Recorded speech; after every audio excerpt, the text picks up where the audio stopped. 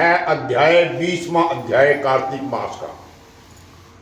आज कार्तिक मास का 20वां अध्याय है। धर्मदत्त ब्राह्मण बोला कि महाराज, कार्तिक के महीने में तीर्थ व्रत नियम आदि करने से समस्त पाप दूर हो जाते हैं।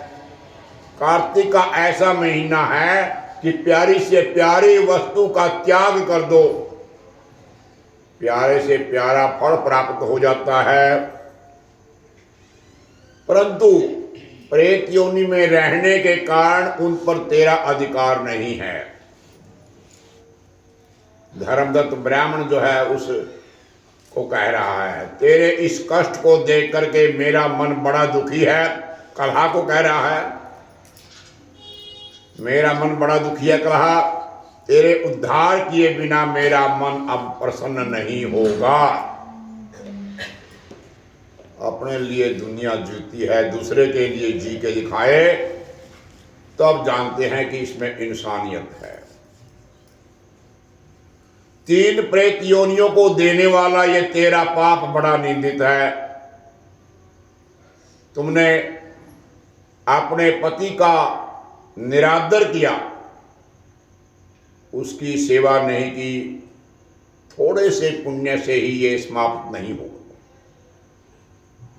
इसलिए इस जन्म में जो मैंने कार्तिक का व्रत किया,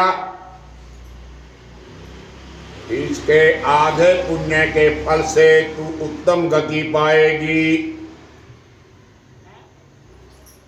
तो नारद जी बोले, ये कह करके धर्मदत्त ने 12 अक्षर मंत्र सुनाया।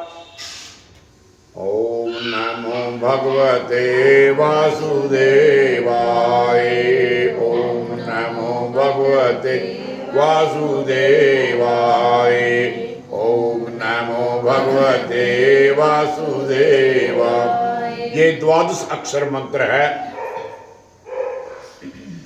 इसको सुना करके जो तुलसी युक्त जल उसके ऊपर छिड़का तो वो प्रेत योनि से छूट गई। जलती हुई अग्नि के समान दिव्य रूप धारण करके सुंदर लक्ष्मी के समान हो। फिर ब्राह्मण को प्रणाम करके हर्षित वाणी से बोली, कलहा बोली, हे महाराज, आपकी कृपा से मैं नरक से छूट गई हूं। सो अपार पापों में डूबी हुई मुझको आप निश्चय नौका बन गए। तो नारद जी बोले, तब कलहा ने भगवान विष्णु के रूप को धारण करने वाले देवताओं के समेत प्रकाशमान विमान को देखा और भगवान की आराधना की। हरे राम राम राम हरे हरे, हरे कृष्ण कृष्ण कृष्ण हरे हरे। तो धर्मदत्त ने विमान को आश्चर्यपूर्वक देखा। विष्णु रूपी उन गणों को देखकर प्रणाम किया। दोनों द्वारपालों ने उस धर्मदत्त ब्राह्मण को उठा करके उसकी प्रशंसा करके धर्म युक्त वचन बोले। गण बोले कि हे ब्राह्मण, तुम बहुत धर्मात्मा हो, सदा विष्णु भगवान की भक्ति में सदा लगे रहते हो, दीनों पर दया करते हो, दूसरों का भला करने में चूकते नहीं, भगवान विष्णु के भक्त हो। तुमने बचपन से आज तक जो कार्तिक का व्रत किया उसका आधा फल देने से कलहा के पूर्व जन्म के पाप जो है वो नष्ट हो गए। तुम्हारे स्नान के फल देने से इसके पूर्व जन्मों के पाप नष्ट हो गए। हरि का जागरण करने से ये विमान मिला, जहां अनेक प्रकार के भोग हैं, ऐसे बैकुंठ को जा रही है। तुमने कार्तिक में दीप दान किया, इससे तेज मिला। तुलसी के पूजन से, कार्तिक के व्रत से तुमने इसको पुण्य दिया, इसीलिए मोक्षया भगवान विष्णु के पास जाते।